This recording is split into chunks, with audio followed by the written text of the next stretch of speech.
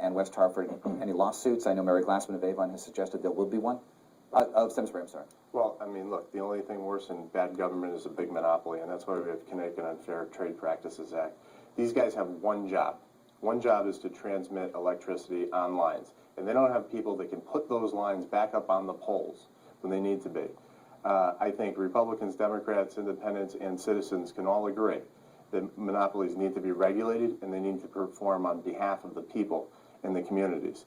They take our money and they don't pay people to put the things back up. I can't say, hey, I'm going to tax people, but when there's a crime committed, I'm going to call a police officer in from out of state. I mean, this is absurd. What's the cost been to West Hartford? I know businesses have been closed and people can't work. Well, we haven't been able to calculate a financial cost, but that will be extreme. You have businesses that haven't been open for 7 days, particularly in our manufacturing sector. You have the small businesses, the mom and pops and small restaurants that have been closed, and we don't know when they're going to get back open. But the human factor is even harder. It's the day 9 of seniors being frozen out of their homes, trying to spend the day and be warm in one place, maybe have to make a decision about sleeping on a cot. I get, and I'm sure Jason does, I'm answering emails in the middle of the night from families just saying, my God, when is it going to come back on? I got a 3-year-old or a 5-year-old who's running a fever.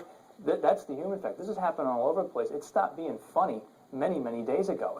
And I still haven't felt that compassion out of CLMP. If they had simply said at the beginning, this is going to be long, this is going to be 48, maybe 72 hours, we can help state that to people. We can say, you got to prepare for the worst. Instead, we're on day 9, and we still don't quite know when the end is going to be, and these people are losing it, and they have every right to be. How can the federal government help?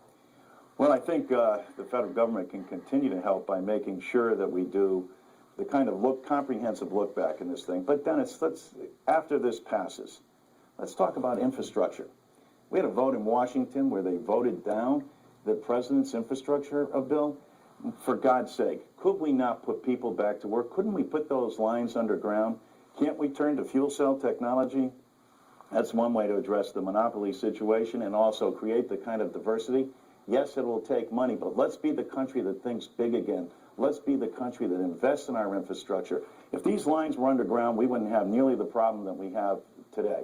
The federal government's got to continue to respond. I'm happy that we're able to bring in the Department of Energy, that we're able to bring in people for restoration, FEMA, and I'm proud of the president's response in this instance and the work of Dan Malloy as governor of the state. Yeah, I mean, it certainly has been taxing on all the leaders. So about this monopoly, are you thinking long range, maybe creating a new utility company, asking for some help in that regard? We've created 2.5 years ago an energy improvement district. And the biggest gripe by CLMP at the time was when they showed up in force was to make sure that we didn't have a microgrid. I know Governor Malloy, when he was a mayor, they also created their own microgrid down in Stamford. Yeah, we're going to look to see if we can take things back. Monday we have a report coming in on solar panel technology, at least for generators. Look, these people, you know what they did? We almost lost the water to the city.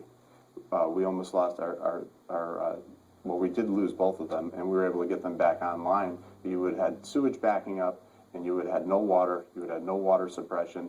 I mean, this is absolutely appalling. We have to take a quick break, and I know we're out of time, and I apologize for having such a short segment. Congressman John Larson, thank you very much. Mayor Scott Silva of West Hartford, Jason McCoy of Vernon, good to see you all. Thank you very much for coming on. Thank you. Appreciate it. Congressman Larson. Next, we're going to go to the polls Tuesday. So how is that going to work? If you want to comment on today's program, you can do so on my blog, The Hartfordite, on WFSB.com. We'll be right back.